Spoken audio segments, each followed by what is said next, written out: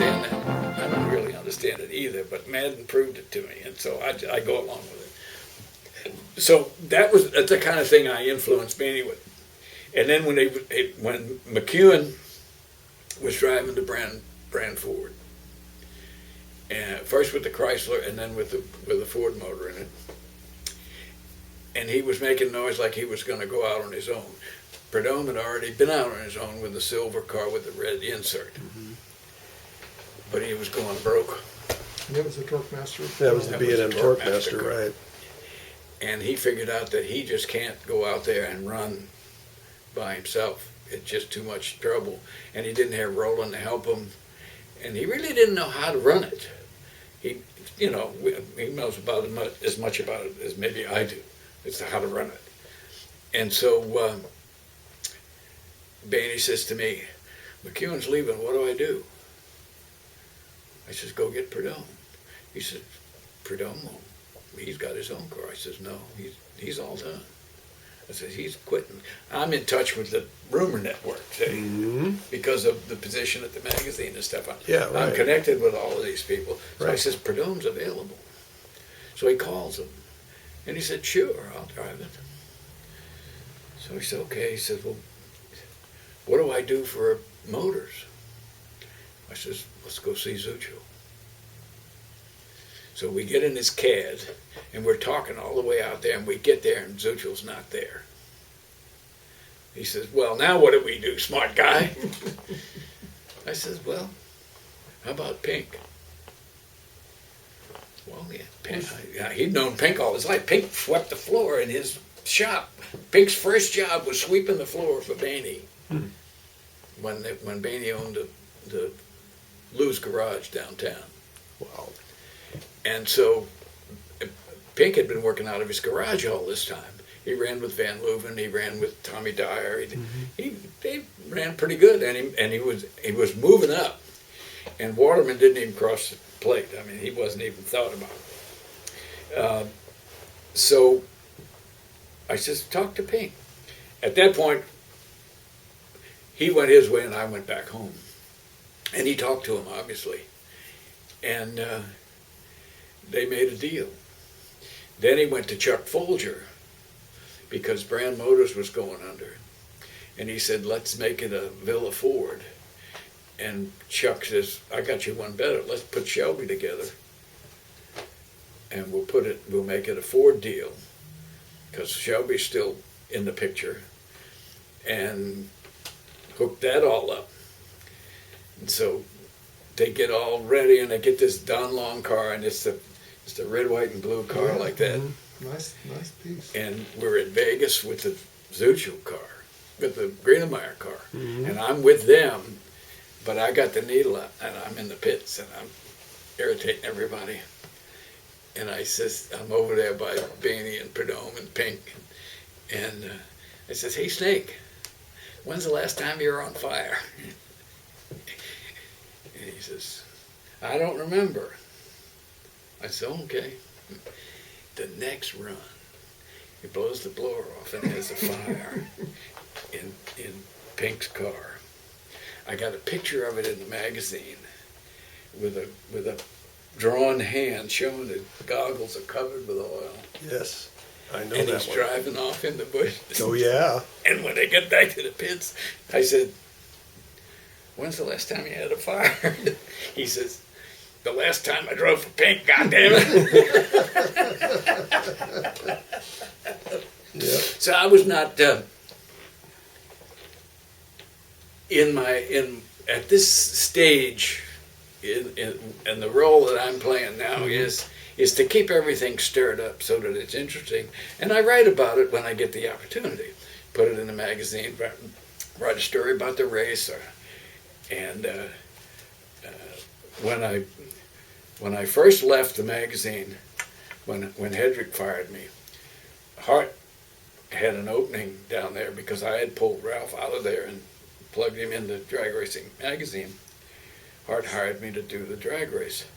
At Long Beach. At Lions, yeah.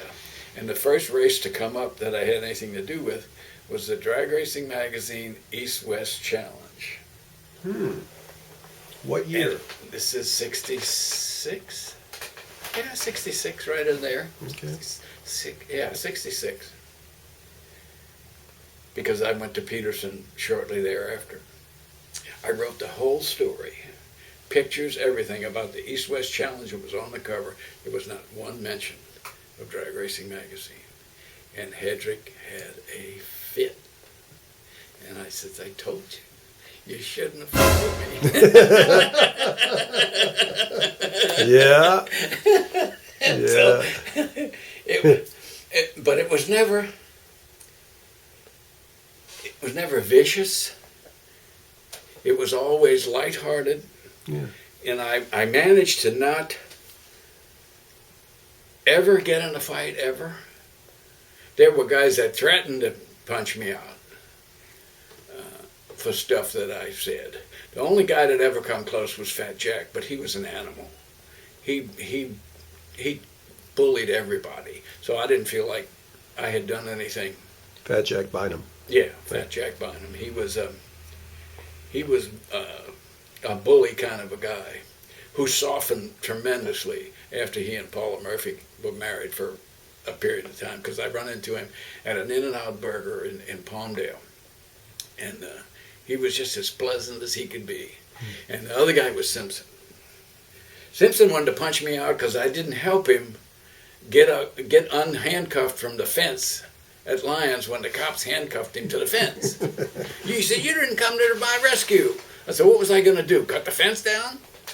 Well, and he was really on my case, but I think he had a bit of managing it at that point, because he was totally out of control.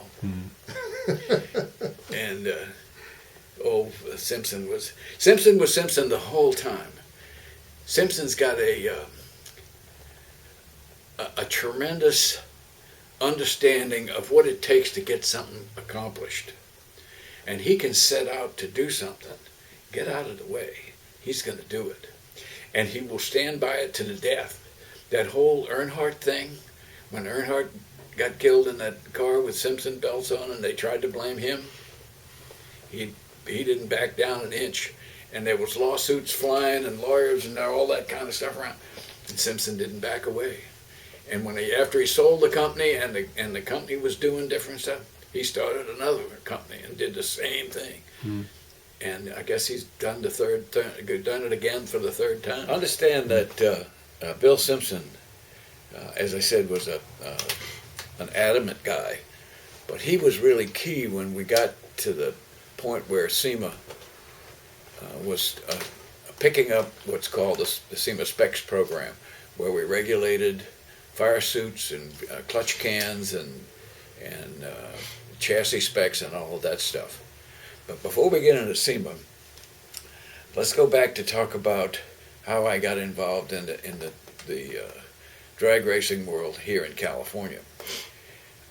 I mentioned earlier that I came out here at the behest of Lefty Motorsback, and having talked to Madden on the phone a lot at Hard Cams, I picked up like I'd been here all my life, because I knew the guys, and that most of them were startled at how much I knew about them. And it was all from reading all about them. So I would go up to a guy like Angaias and say something to him that was relative to his adventures in drag racing, and he'd look at me like, how the hell do you know that? Well, it's because I remembered it from reading about it. And this really startled guys. And Joe Purcell proceeded to nickname me the Louisiana Lip. I was kind of outspoken, you might say. And I had sold everything that I was involved with in New Orleans, and I had a pocket full of money. It was burning a hole in my pocket. And so I talked to Madden, and he said, the Sandoval brothers are building a new car. You ought to buy the old car and let's go racing. I said, sounds good to me. So I bought into Sandoval, and of course Bob Sorrell, who was building the car, was notoriously late in delivering the new product. So we continued to race together from the very first UDRA meet in November of '63, December, right in that, the end of '63, the beginning of '64. We went to the Winter Nationals with the car and bent up the tail section, pushing the car crooked, and had that fixed. And then we went to Bakersfield and proceeded to put the clutch out of it. So the fact that we won the race early on, I thought I was in Fat City, and here I've been hurt twice in the next two races. So that was a little disheartening, but not to worry. I took the car over to Cliff Harrison's house, who I worked for him at Mickey Thompson's, and he let me use his garage because I was living in an apartment with no garage. And I took it all apart, had Woody welded back up where the clutch had cut it in half, and headed back onto the drag strip. And it was pretty ratty at that point. So Madden says, we're going to have to clean up our act. So I went and spent some time and effort painting it and shining it up. And here it is in all its glory with the candy tangerine paint job on it. And Madden called it the orange tamale, believe it or not. Orange tamale. The orange tamale, and we ran Lyons and Fontana and San Fernando with moderate success, I would say. We went a few rounds, had a terrible time racing with Gene Adams because he beat us like a drum every time we turned around. Had fast time in low ET a couple of times at San Fernando, and